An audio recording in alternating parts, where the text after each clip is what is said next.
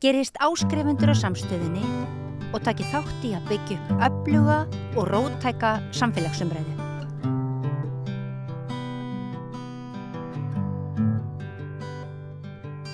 Það verður kosið í Þýskalandi seinna í mánuðinum eða undir lok mánaðarins og það eru mjög spennandi kosningar eins og við svo sem fjallaðum hérna áður og við ætlum að halda áfram að reyna að glögga okkur á því hvað að gerast í Þýskalandi og hingað komin Auður Arnórsson, stjórnmálafræðingur hjá Reykjavík-akademíunni sem að þekkir til þýskra stjórnmála. Heyrðu, hvað að gerast? Já, það var nú í fréttum núna, ekki, þetta voru 160.000 manns held ég sem hafði safnað saman í Berlín, sérstaklega til að mótmæla því að kristilegi demokratar, í rauninni Friedrich Merz á sem er nú kanslaræfni hófsamra hægri manna, sem má kalla á, hefði í rauninni tekið þessa stefnubreitingu hafi meðvitað reikna með eða gert sér að góðu að fá stuðning AfD valkosts fyrir Þýskaland jaðarhægri flokksins popúlíska þjóðernissinna hægri flokksins sem er mjög umdeltur hafi sem sagt þegar hann lagði fram frumvarp því nú náttúrulega þingi starfandi en þó að séu kosningar og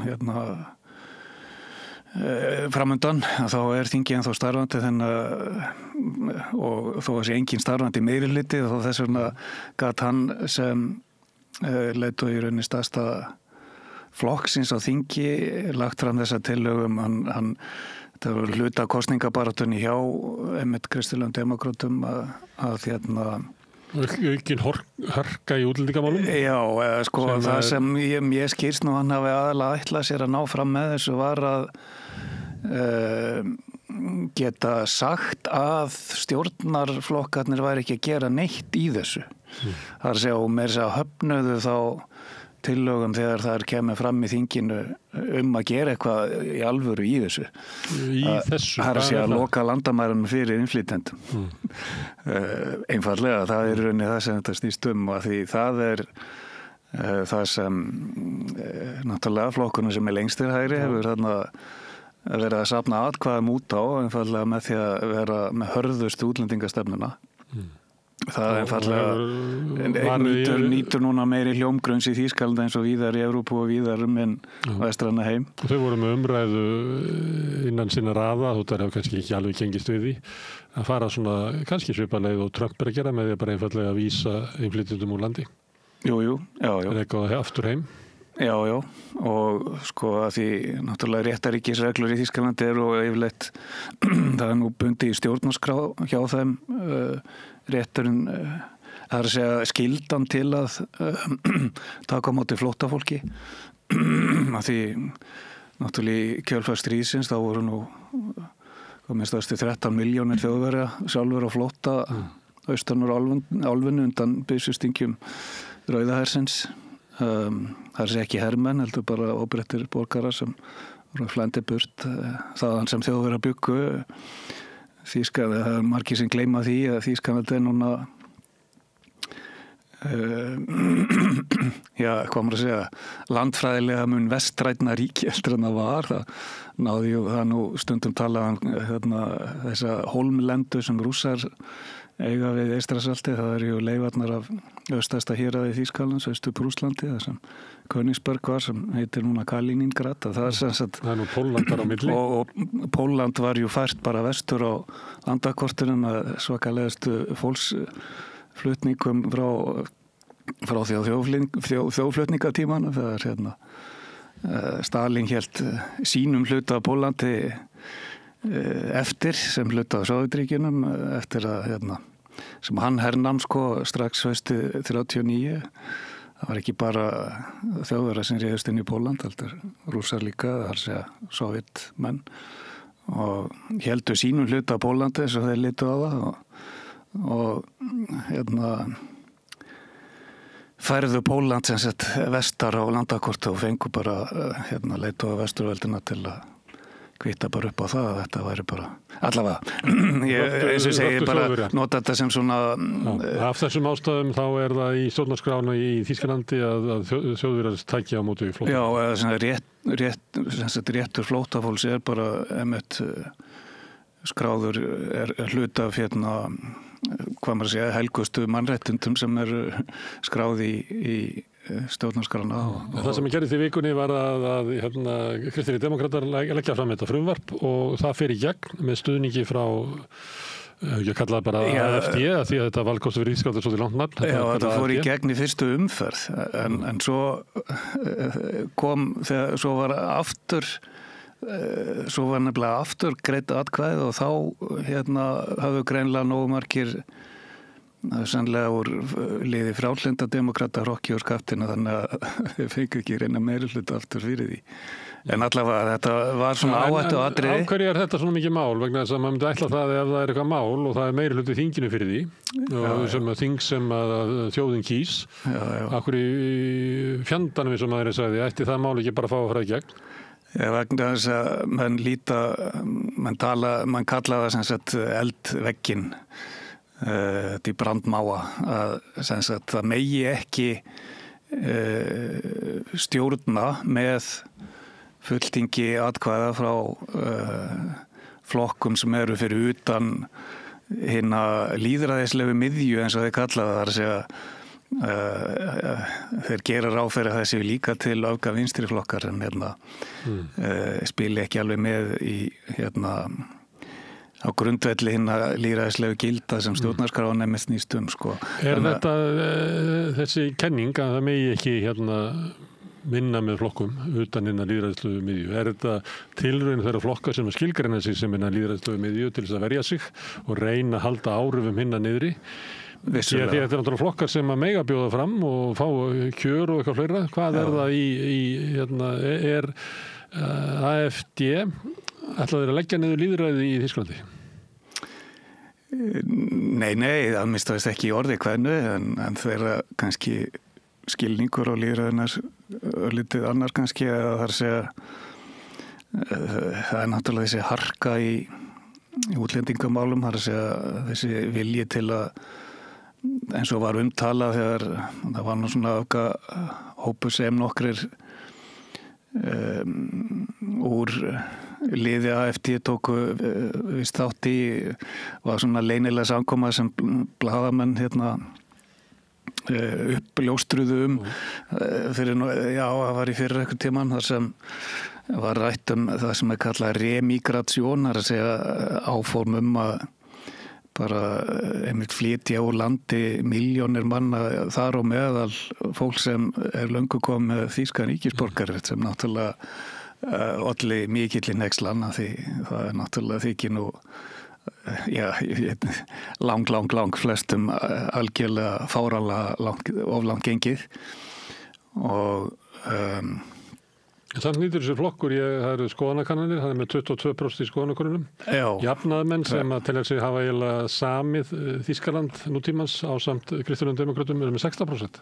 Nákvæmlega, þetta nefnilega, þeir eru næststærsti flokkur eða það stefnir í það, hann verði næststærsti flokkurinn á þinginu eftir þessar næstu kosningar. Og Kristnir demokratar og AFD munu fá bara mjög góða meirihluta. Já, það stefnir í að það væri náttúrulega svona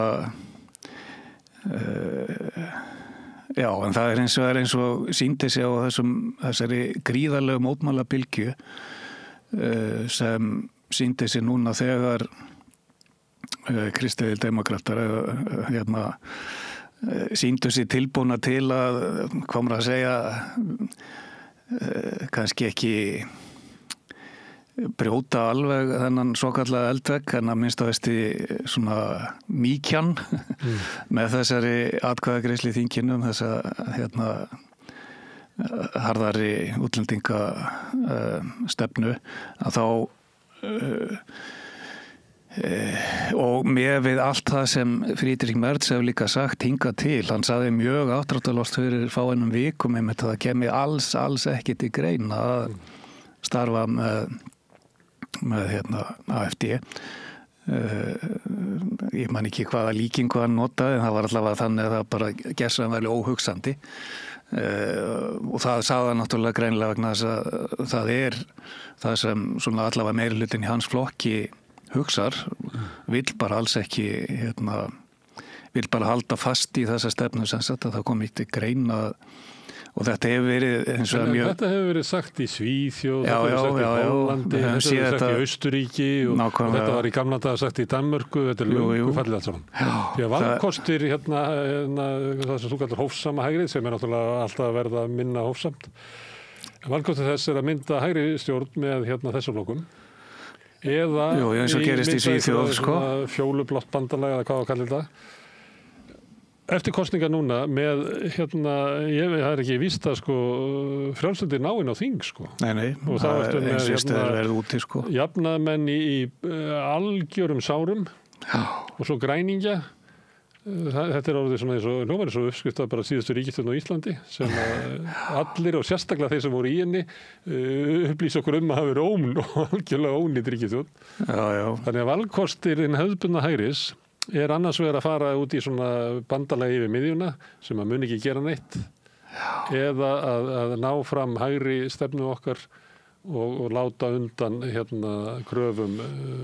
Já, þetta er svona minnstaðist í freistingin þá sem blasir við þeim flokki. Hægri menn á Spáni voru til spúnatakarsákvörðun, þeir bara unni ekki kosningarnar. Þeir mistu kosningarsigurinn, en þeir ætluðu þangað. Þetta kannski að því hefðbundna hægrið hvarf á Ítalíu, þar eru eiginlega bara með populíska hægrið. Þannig að þetta er eiginlega í Austuríki er þessi eldveggir að hrynja.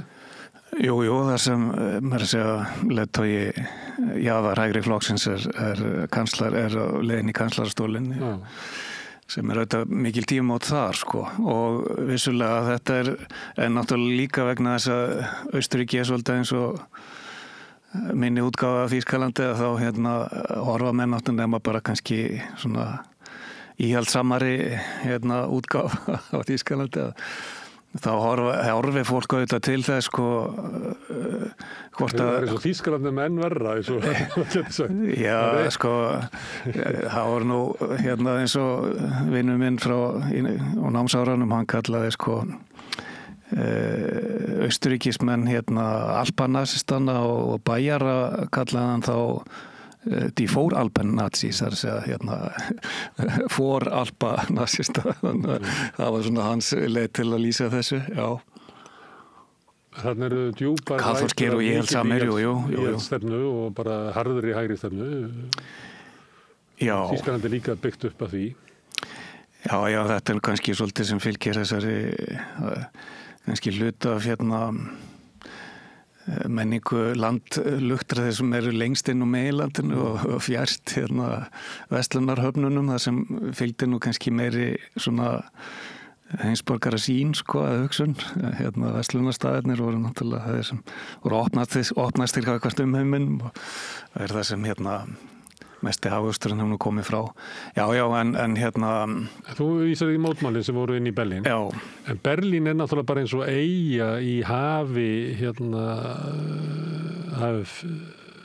AfD. Sem sterkustu héruðin eða fylkin sem að þau hafa eru þannig kringum Berlín og þótt að 160.000 manns í Berlín fari í mótmáli, þú veist...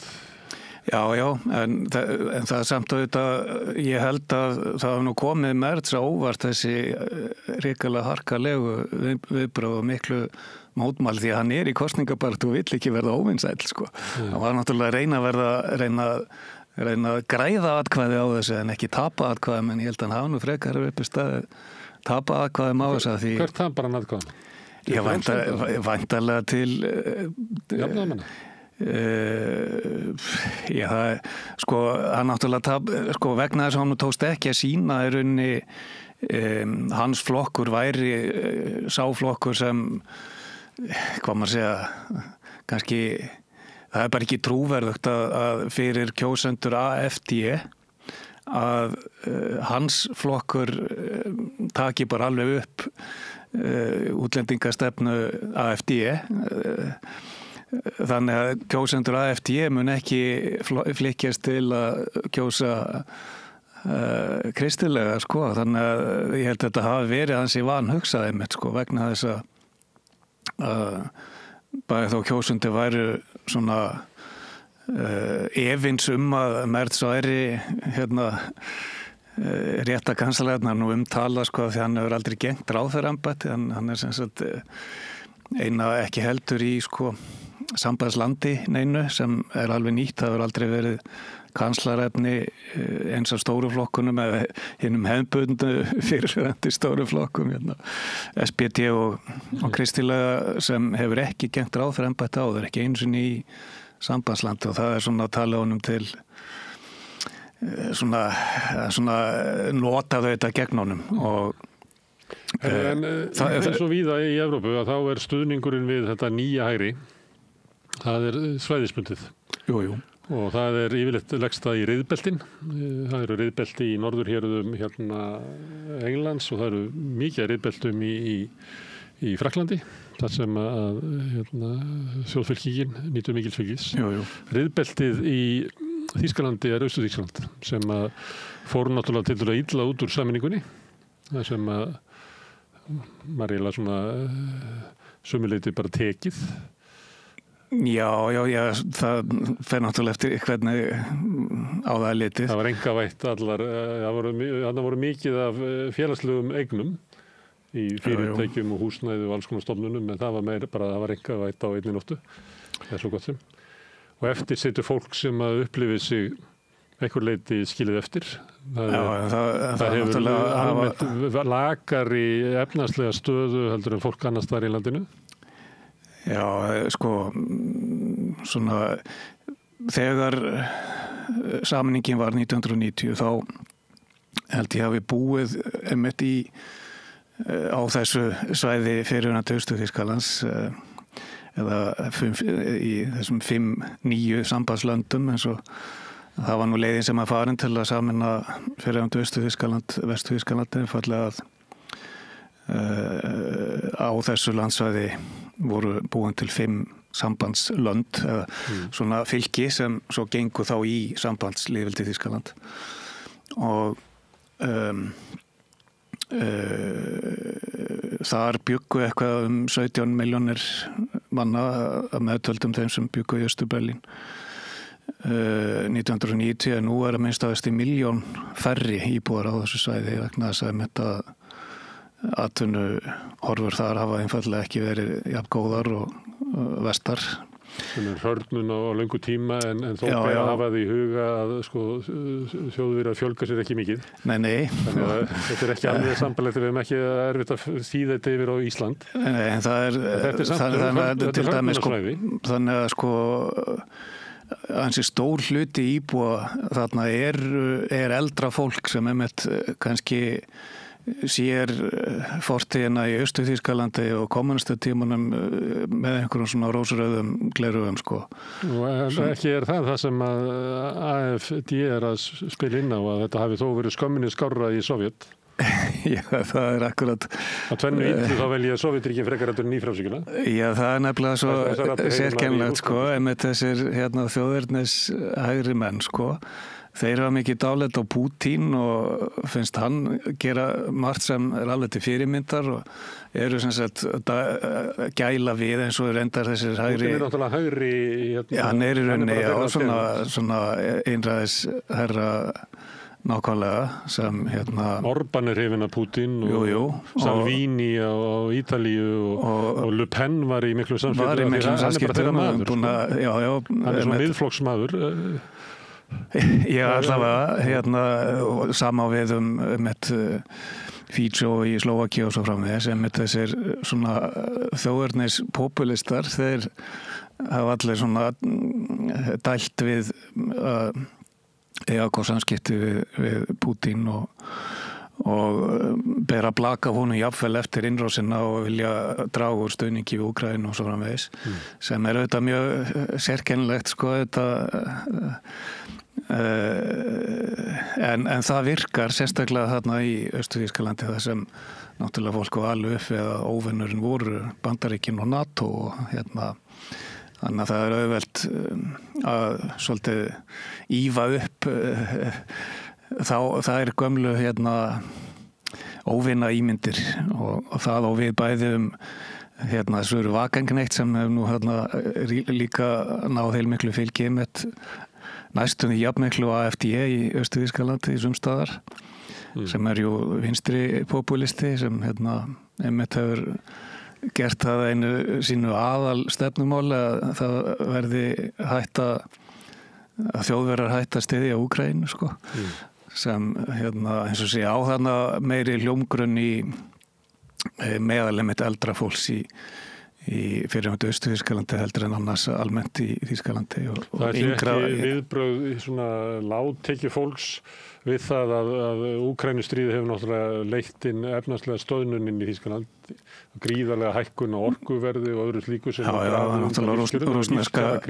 rússneska gasið það er lífskjara krísa í Þýskalandi og lífskjara krísa bitnar helst á þeim sem standa veikast og það kemur fram í þeim svæðum sem eru hörlunarsvæði en það kemur líka fram í stéttum að lágstéttin líður fyrir lífskjarakrísuna.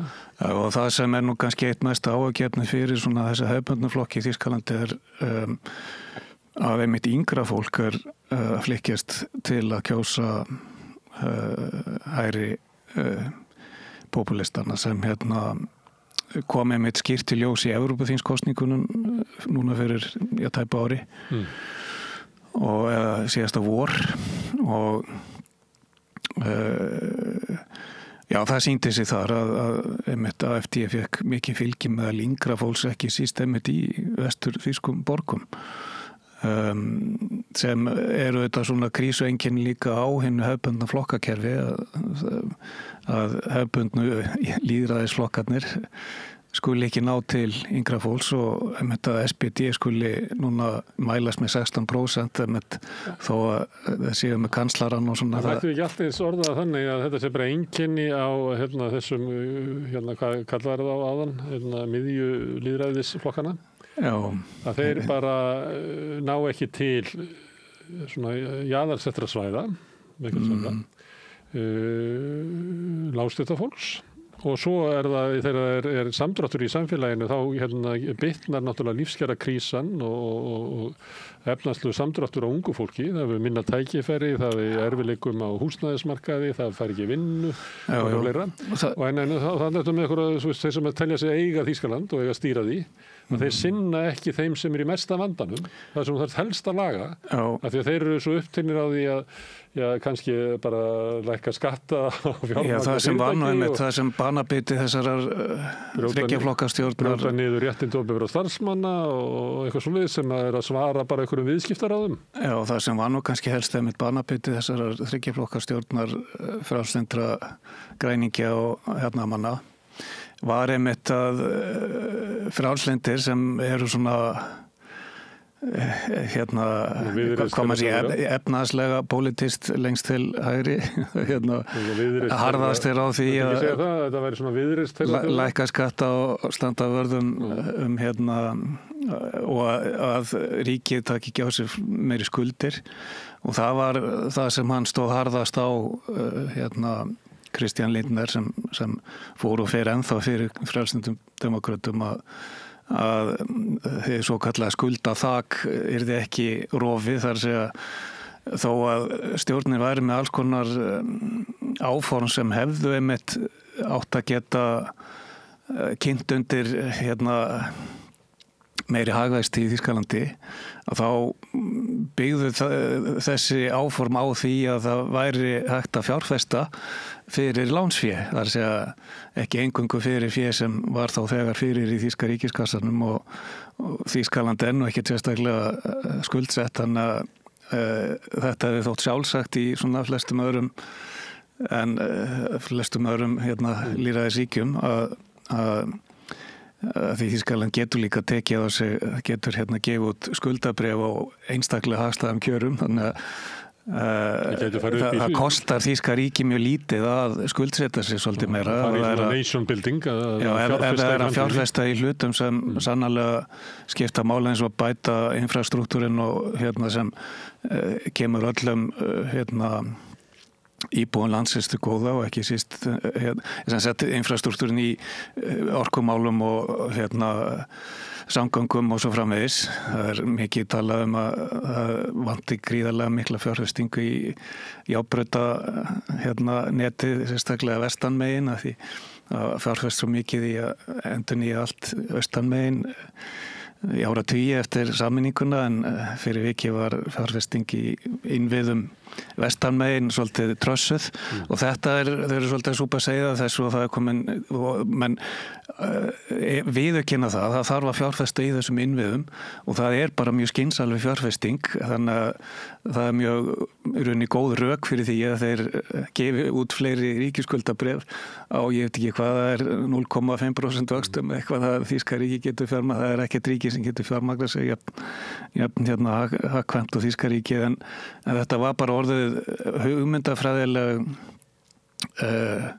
svona fix idé hjá frjálslendum eða hjá Kristján Lindner sem var fjármálaráðherra, að það mætti ekki brjóta þetta svokallega skuldaþak sem var svona einhver reikniregla sem var sett upp skuldsetningu þýska ríkisins og auðvitað er það bara pólitískt atriði, það auðvitað ef það er pólitísku vilji til að þá kalla menna bara eitthvað annað og gefa samt úr ríkisskuldabréf, þetta er náttúrulega bara eitthvað sem stjórnmálamenn leysa ef það eru annar bara vilji til þess og það er það sem menn í græningjaflokknum og hjá jafnaðarmönnum vildu gera, en sem sagt í rauninni stjórnarsamstarfið strandaði á því að frjálslyndir vildu það ekki og þar með var í rauninni svo margt af því sem af þessum umbóta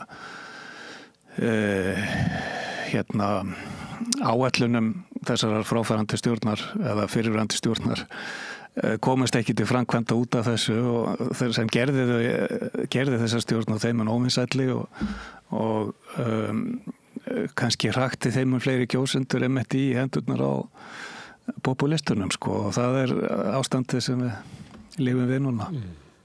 En eins og staðin er núna þá eru kristilegir demókratar standa vel með 30% fylgi í könnunum. Jafnaðarmenn og græningjar saman ná ekki 30%.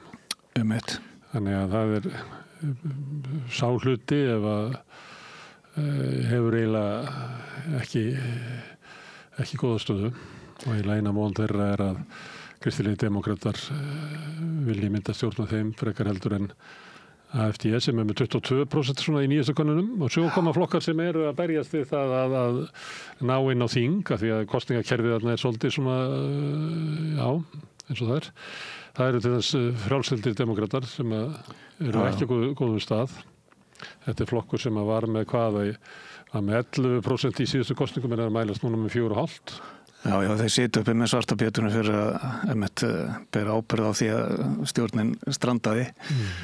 Svo er þarna áður við tölum AFD og Söru Wegenknecht að þá er Linke sem heitir Vinstri á íslensku.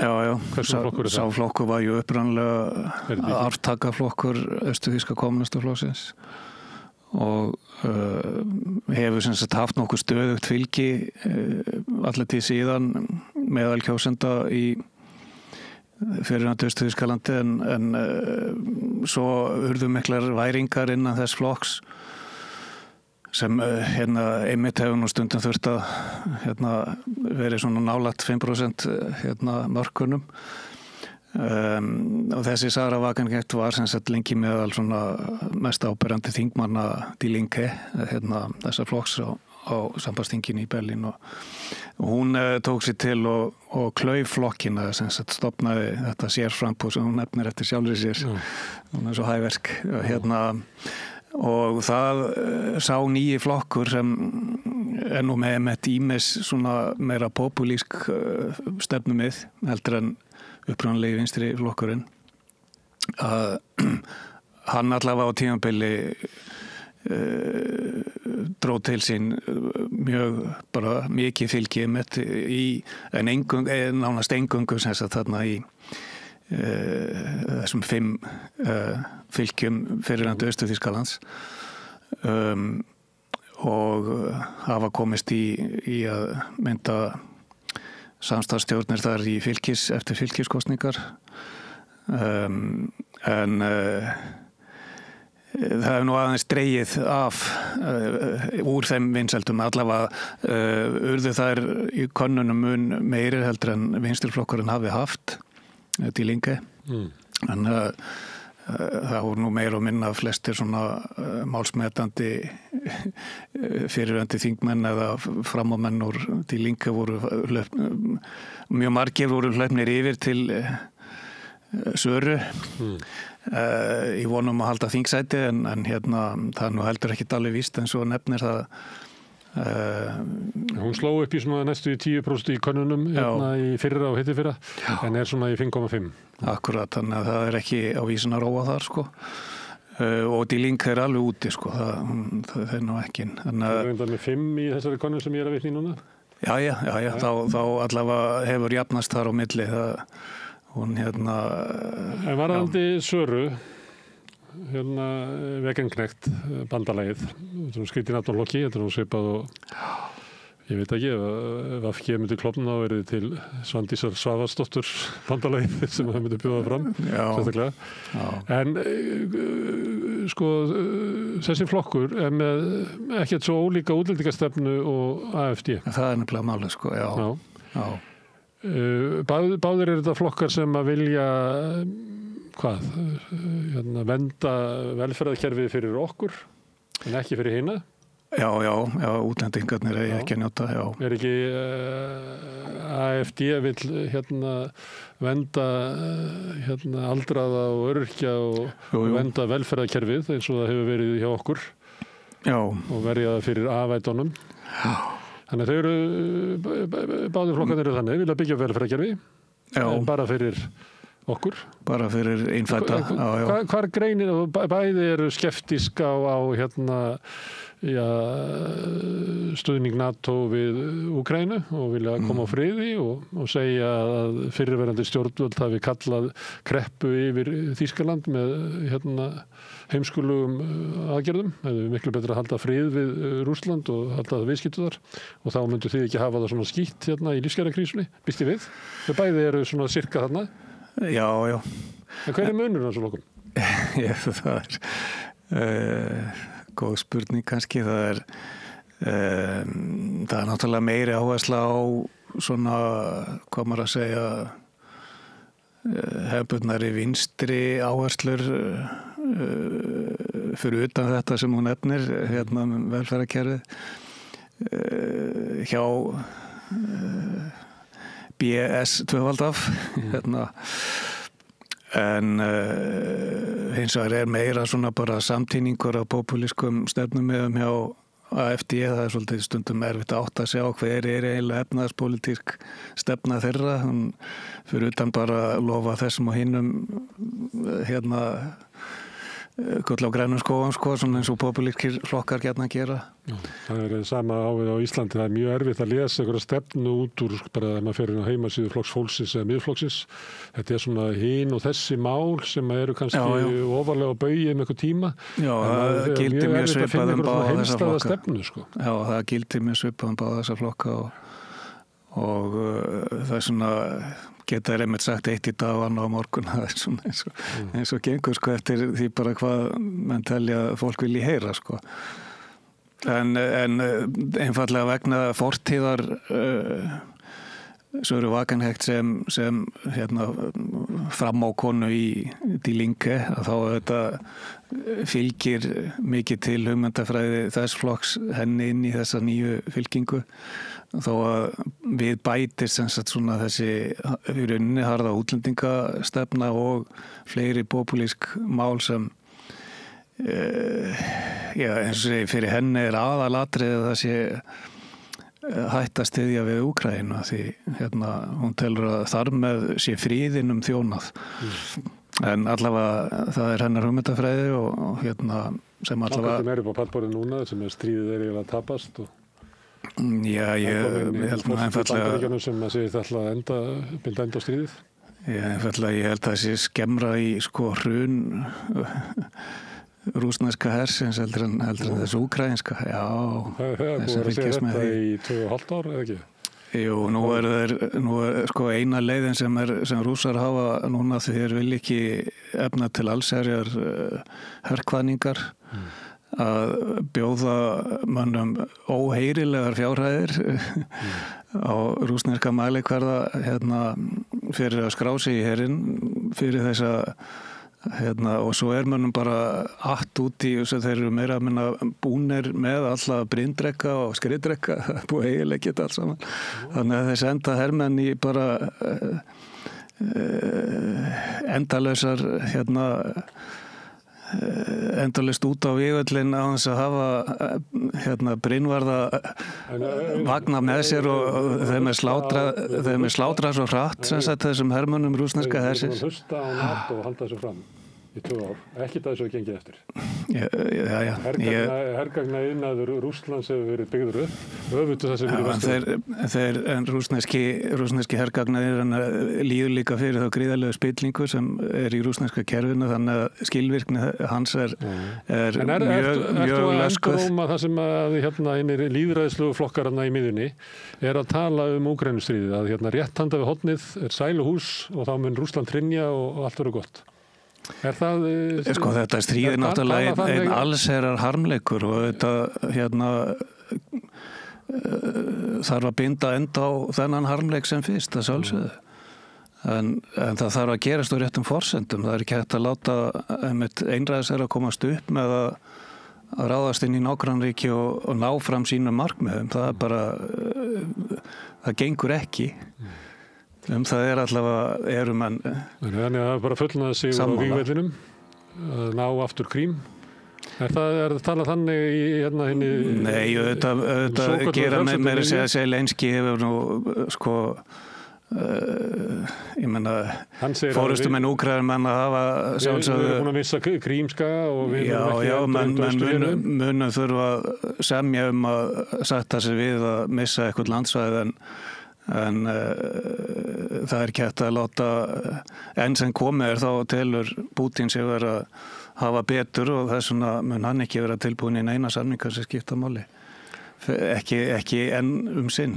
Þannig að í þessari miðju sem að varst að lýsa að þá er talað að sé raunhæft að Úkraínumenn með stuðningi tómra vopna byrða Evrópu geti unnið stríðið. Það snúið í stríðskæfinu við þannig að Pútín neyðist til samninga. Er það svona hugmyndin sem er í svona meginströmm stjórnmálum Þýskalands? Ég ætli það ekki, já. En það er hins vegar meira að segja, ég sá nú hann Habeck sem er nú kanslarefni græningja, sem tala það sem hann efnaðsráðherra í stjórninni er það ennþá. Hann er sér að tala þannig að það Þjóðverjar þurfa að fjárfesta alveg gríðarlega í varnarmálum núna einfallega vegna þess hver það var fjárfestingar í rauninni í varnarumbúnaði Þýskalands var vanrækt eða einfallega sparað lengi eða þá meira að segja leiðtogi græningja sem segir að það sé þannig að það þurfi einfallega til þess að gera þýska herinn Bundeswehr sem færa hann að standa undir því hlutverki sem honum er ætlað að vera fært að verja Þýskaland, það er að segja verja öryggi þýskra borgara. Þá þurfi einfallega að fjárfesta meira Það þurfi 5% landsframleiðslu? Já, ég held að það sé nú kannski einum áhengi, þú veist, það er bara þjóður eru komnir í 2% og munu fara upp í kannski 3,5%. Og þú getur ekki gert hvort tveggja að verja velferðarkerfið og að hervæða ríkið. Þannig að það er ekki bætt lífskjör framundan fyrir þá sem að þurfa á velferðarkerfinu að halda í Þýskalandi? Já, eins og ég segi, það nú þetta hergagna framleiðslu í Þýskalandi til hluta þýskum iðnaði og þannig að ef það fjárfest í þýskum iðnaði þá kemur það atvinnulífinu til góða í Þýskalandi sem en allavega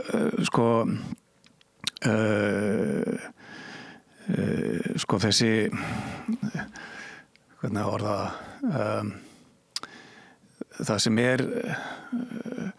vegna þess að Þýskalandi ekki í eins raunni alvarlegri stöðu eins og ofta tala vegna þess einfaldlega að það getur gefið út ríkisskuldabréf og fjármagna alls konar fjárfestingar ef að það pólitísku vilji til þess, en það verður hins vegar kannski síður með einmitt Friedrich Merz í forystu, hann mun vilja allavega líta út fyrir að virða þetta svokallega skuldaþak sem mun þá áfram halda svolítið þessum útgjöldum þýska ríkisins til velferðarmála til dæmis í spennitreyju. Og það ljóst að verður fluttur peningar úr velferðarkerfinu yfir í hergagna uppbyggingu?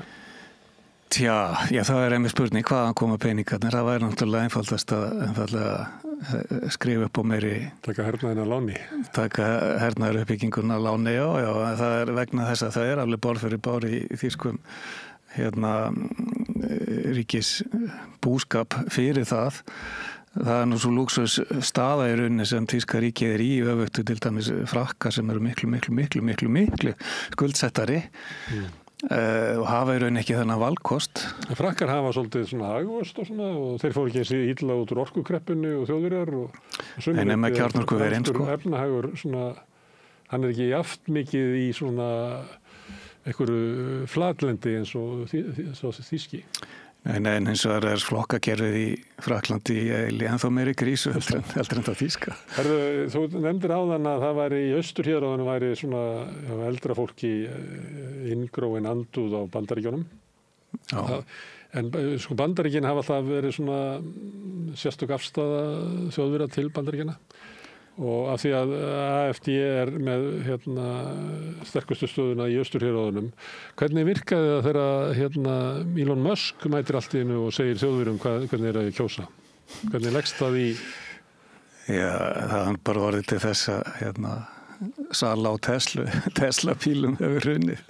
Eða svona það mjög margir taka þessu mjög illa. Og þessi ímynd Musks hefur hún hefur eingöngu það eru eingöngu þeir sem styðja AfD sem skynni hana sem jákvæða þannig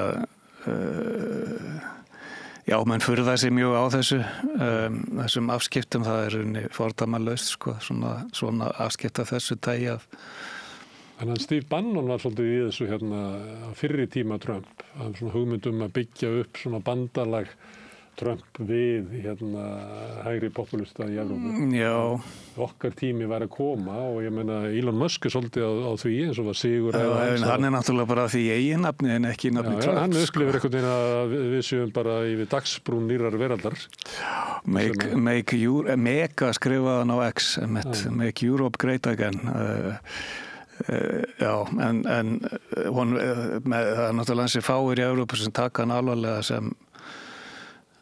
alvarlega þannig að þetta erfitt að segja hvað áhrif þetta getur haft er náttúrulega ef hann fer að dæla peningum í svona þessa hægri flokka eins og greinlega hér í Bretlandi líka þá getur það náttúrulega haft einhver áhrif en það getur líka haft áhrif í kosningum þegar erlendir auðmennar að skipta sér svona með augljósum og beinum hætt af lýðræðislegu ferli innan rótgróðna lýðræðisríkja það þetta getur haft alveg þegar öfug áhrif líka. En hann ekki bara ríkur og getur fjármagnað kosningabarátur, heldur hann inni með völd inni í ríkisstjórn. Já, en sem komið þá Trump hefur ekki rofnað þeirra. Hann með mikil völd, hann þar á að skilgreina hlutur ríkisins í Bandaríkjunum. Jú, með að reka 2000 ríkisstarfsmanna sem honum finnst vera óþarfir. Þannig að hann líklega með valdamestu stjórnmálamönnum í heiminum og hann allt annað. Já, jú, eins og er á meðan er. Ég spjallaði með Ragnar Hjálmarsson sem býr í Berlín daginn og hann lýsti kosningunum sem væri núna seinni í mánuðinum eiginlega eins og einhver svona, það var ekki búist að kemur neitt út úr þeim en hins vegar, og hann nefndi síðan það sem verkefnin sem blasa við hjá Þjóðverjum sumt eins og þú hefur verið að nefna að hvort það eigi að halda í þessa reglu að megi ekki skuldsetja ríkið fyrir fjárfestingu til þess að byggja betra samfélag.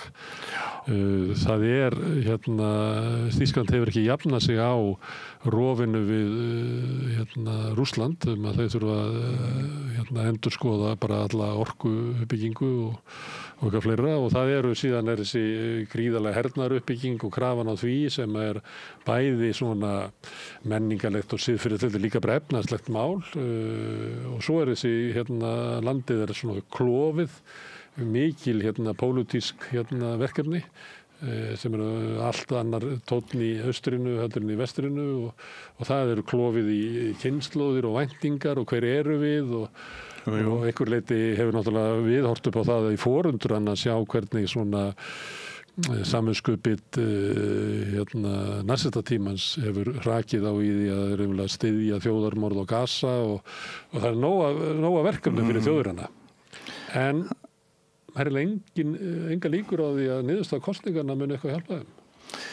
Nei, sérstaklega þegar jaðrarnir vaksa þá þrengir það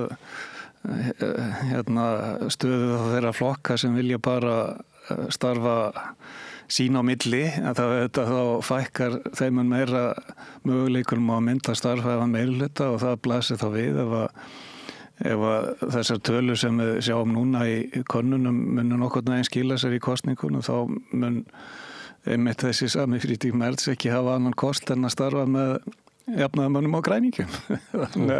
Þannig að maður er með að sjá hvers slags verkstjórn að koma út úr því að væru með það eru gríðarlegar málamiðlanir sem þurft að koma út úr því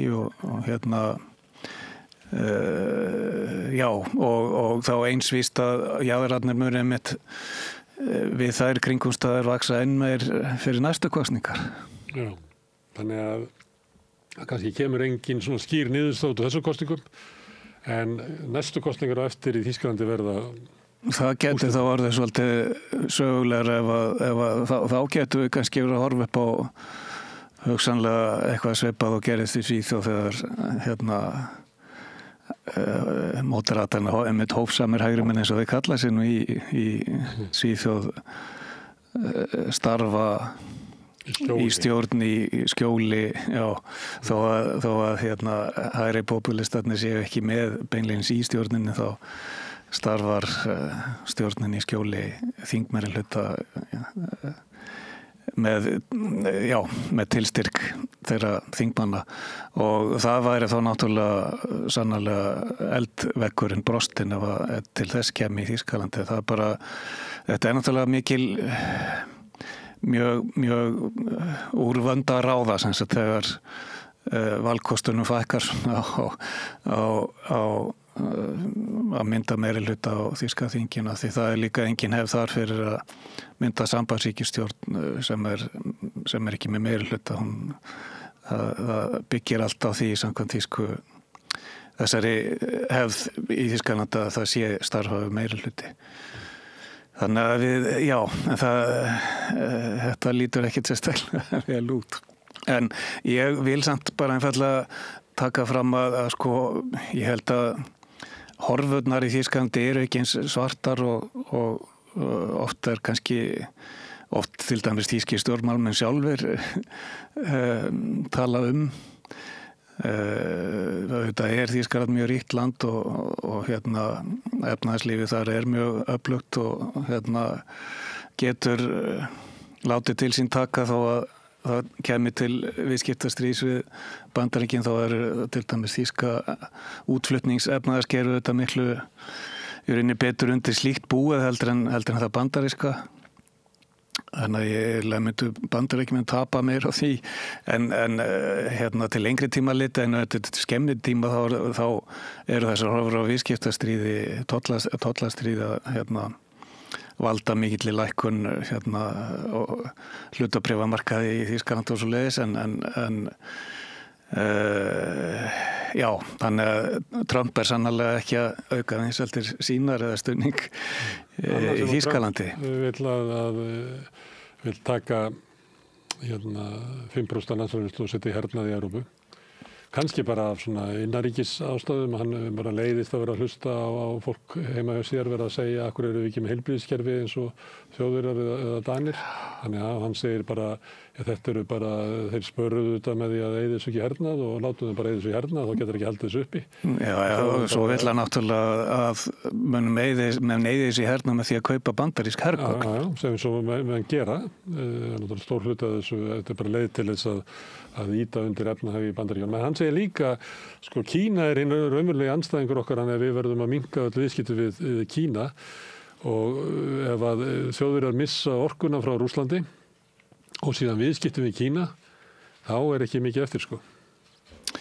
Já, nei, það eru Þjóðverjar nú líka mjög, þeir eru auðvitað súpa segið að því bæði að hafa, hvað maður að segja, bjartsýni sinni haldið að það myndi virka það sem kölluð vandaldur hjandel, það að segja það yrði jákvæðari þróun í Rússlandi með því að eiga sem mest viðskipti við Rússland og með þeim rökum þá fóru þær út í þessi miklu gasleiðslu fjárfestingar og allt það og það sé að tengjast Rússlandi nánum efnahagslegum böndum myndi hjálpa til við að koma Rússlandi á heillavænlegri braut líka pólitískt en það fór nú ekki svo og þeir auðvitað sitja uppi með afleiðingarnar af því og sömuleiðis með alla þá framleiðslu sem búið að flytja til Kína, það auðvitað ekki auðvelt að gera það afturkalla slíka þróun, það tekur það auðvitað enda vilja þeir halda sínum viðskiptum við Kína Evrópa þar mjög svona stígur það varlega til jarðar í þessum samskiptum við Kína og eru þar ekki eins herskóir og Bandaríkin augljóslega. Það sem auðvitað bara þeirra hagsmunir og við